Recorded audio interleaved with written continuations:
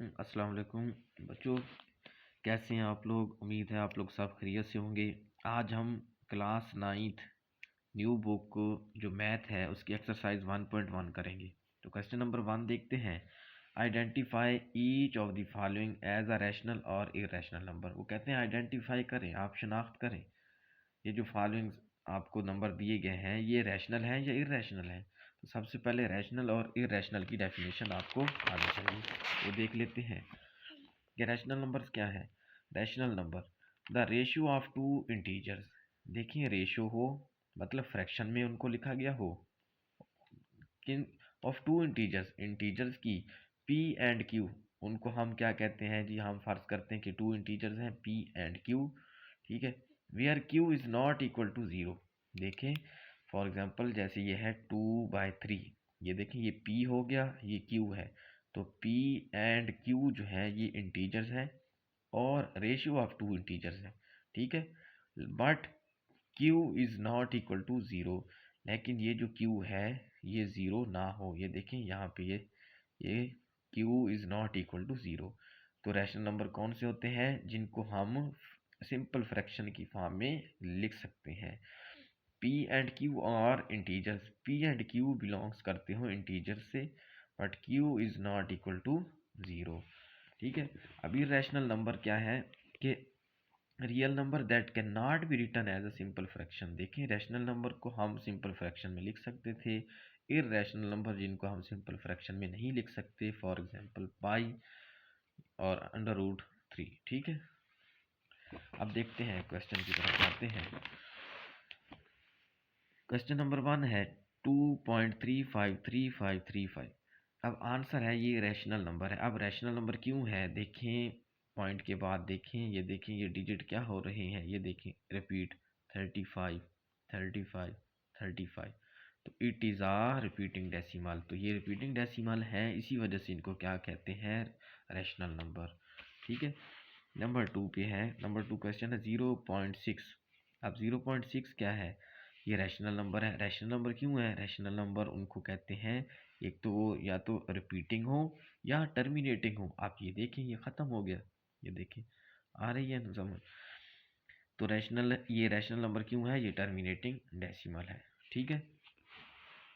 Number 3 2.236067। अब देखें इसका आंसर क्या है, इरेशनल। इरेशनल आप किसको कहते हैं, जो नॉन रिपीटिंग हो। देखें रैशनल में क्या था, या तो रिपीटिंग हो या टर्मिनेटिंग हो। इरेशनल उसका क्या है, उल्ट है, नॉन रिपीटिंग नॉन टर्मिनेटिंग। तो इरेशनल में ये देखें ये कोई रिपीट हो रहे हैं, ये देखें हाँ तो चेंज है, 2 है 3 है 6 है, यहाँ पे 0 है, तो ये नॉन रिपीटिंग है, तो ये हो गया इरेशनल। अब देखें √7, तो ये भी क्या है, इरेशनल है।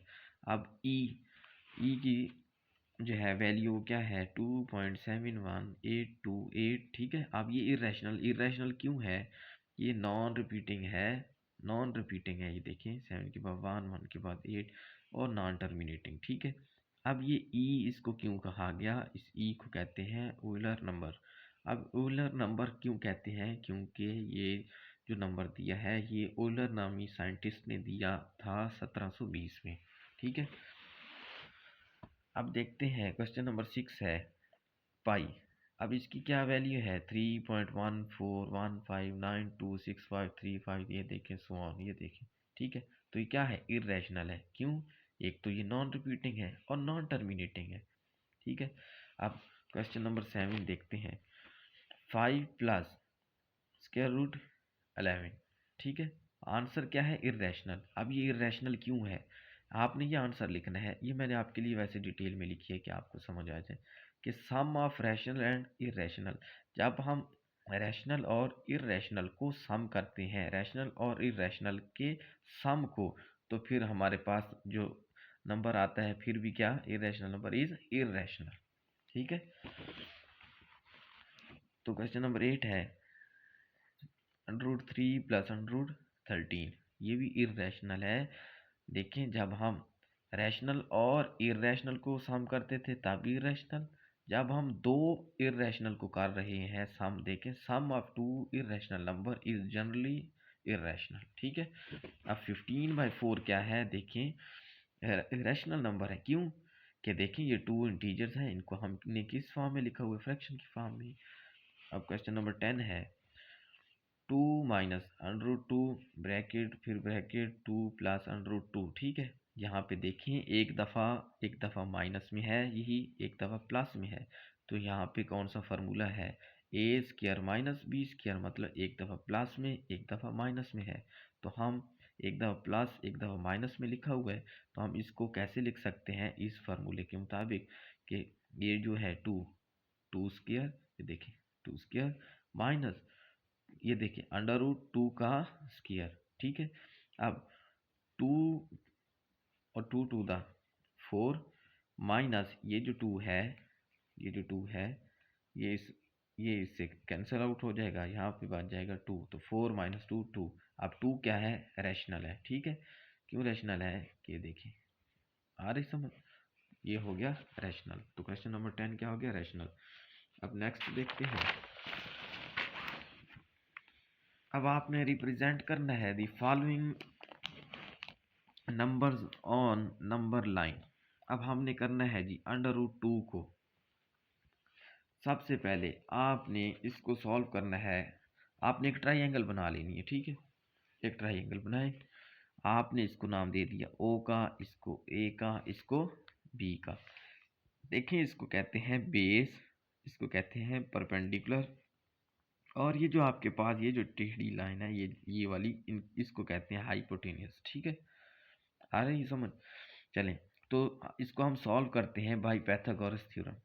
देखें पाइथागोरस थ्योरम के मुताबिक क्या है, हाइपो का square is equal to base का स्क्वायर प्लस परपेंडिकुलर का स्क्वायर। यह है पाइथागोरस थ्योरम का, ये है फार्मूला। ठीक है, अब हाइपो क्या है, हाइपो कहते हैं इस लाइन को, ये जो टेढ़ी लाइन है ओ बी का स्क्वायर। बेस क्या है, ओ ए का स्क्वायर। ए बी क्या है, परपेंडिकुलर, ये देखिए ए बी का स्क्वायर। तो ओ बी का स्क्वायर। ऐसे ही जब हमने ये देखें, जब हम बेस रखें 1 और परपेंडिकुलर भी रखें 1, ये देखिए बेस भी रखा 1 परपेंडिकुलर भी रखा 1, तो हमारे पास फिर क्या आंसर आएगा, 1 का स्क्वायर 1, 1 का स्क्वायर 1, 1 प्लस 1 2। तो ये देखें इस स्क्वायर को ख़त्म करना है, तो taking square root on both side. तो इस साइड पे भी आप स्क्वायर रूट ले लें, इस साइड पे भी। तो ये जो है 2 जो है ये जो 2 है ये इससे कैंसिल आउट हो जाएगा। तो O B is equal to √2।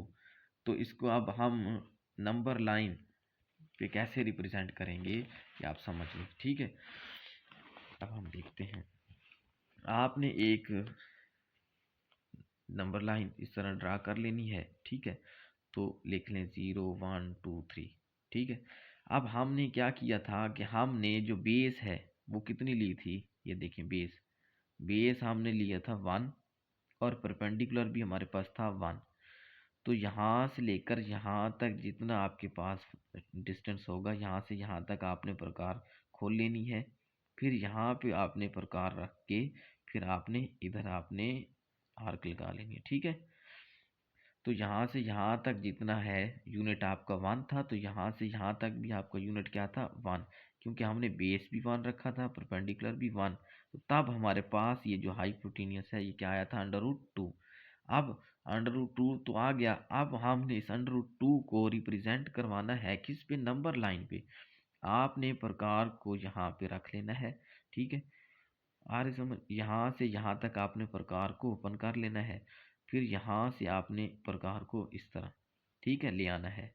तो जहाँ पे ये नंबर लाइन पे आ गया यहाँ पे, तो ये जो है नंबर लाइन पे ये शो कर रहा है कि यहाँ पे √ क्या है 2, इसको नाम दे दो आप पी का। आ रही समझ।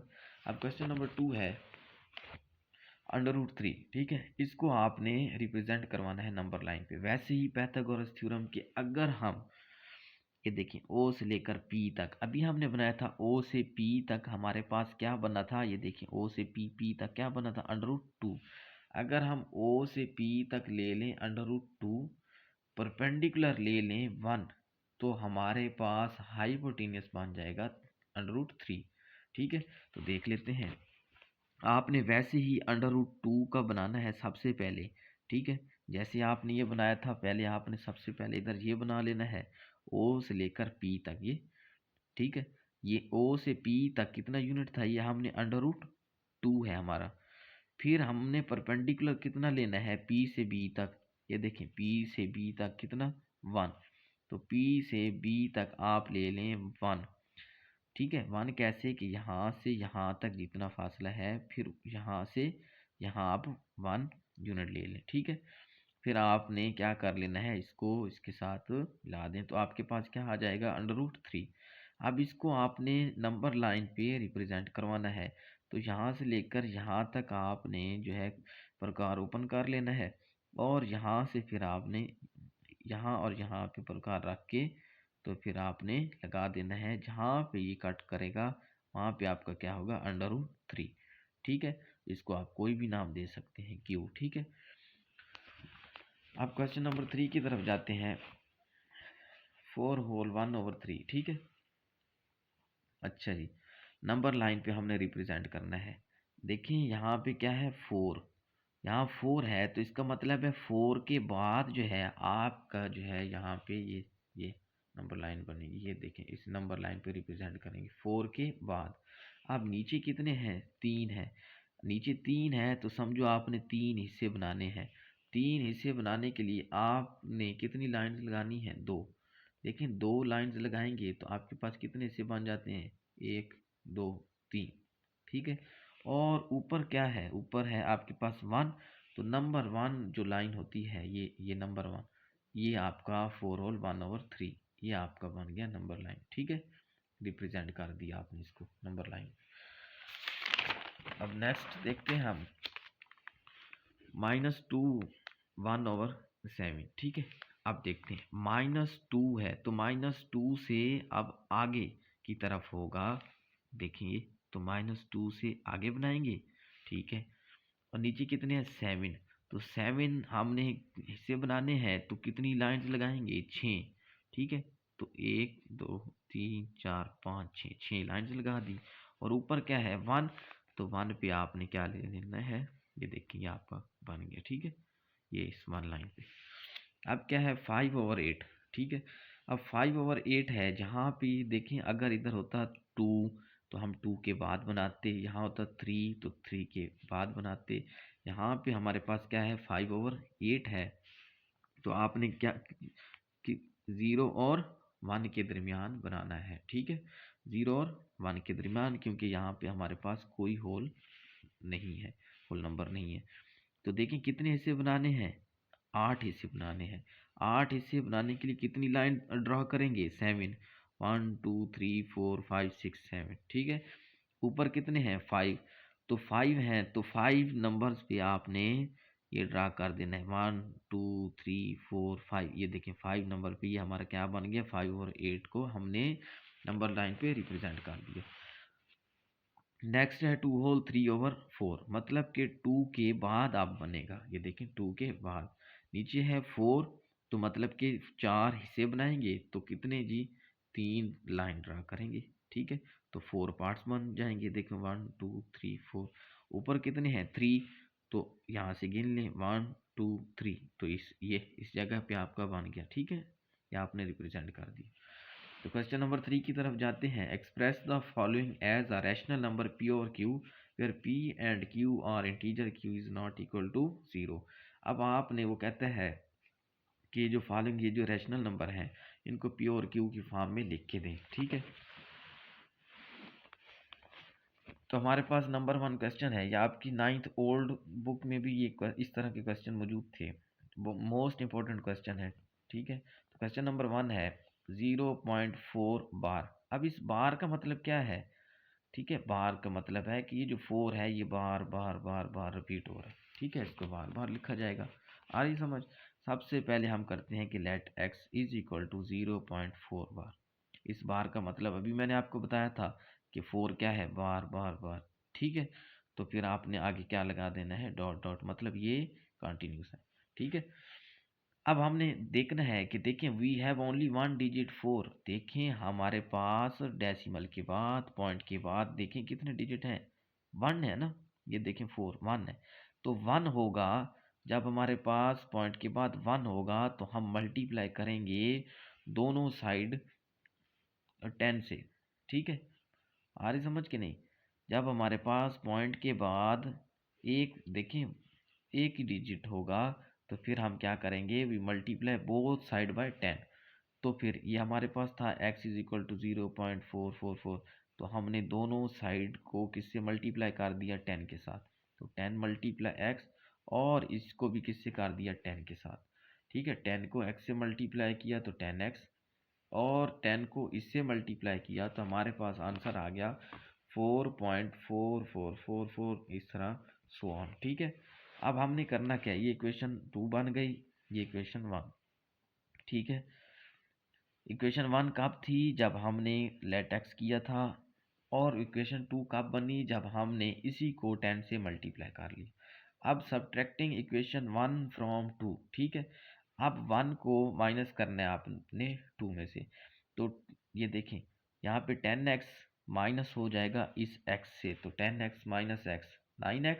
ठीक है, और ये 4.44444 ये माइनस हो जाएंगे किससे, 0.4444। ठीक है, ये देखिए सब्ट्रैक्ट हो गई।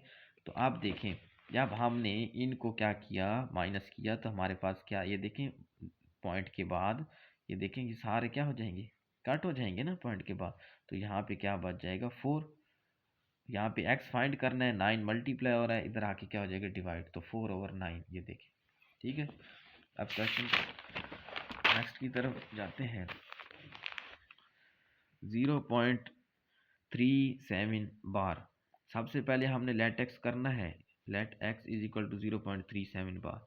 अब इस बार का मतलब है कि ये जो 37 है ये बार बार आप रिपीट हो रहा है, ये देखिए 37 37 37 सो ऑन। ठीक है, अब देखें अभी मैंने आपको बताया था कि पॉइंट के बाद ये डेसिमल के बाद कितने डिजिट हैं, अगर 1 होता तो हम 10 से मल्टीप्लाई करते। अब कितने हैं, अब हैं 1 और ये 2, तो 2 हैं तो हम मल्टीप्लाई करेंगे किससे, 100 से।